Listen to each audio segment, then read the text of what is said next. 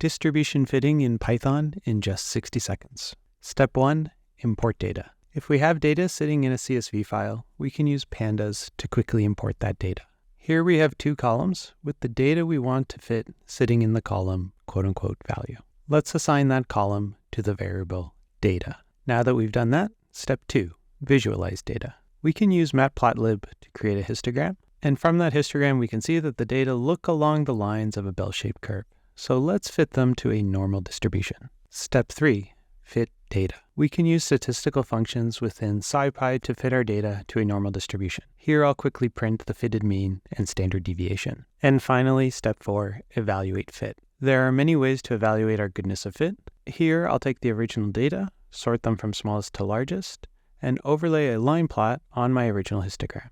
The model seems to fit the data pretty well. And there you have it, distribution fitting in just 60 seconds.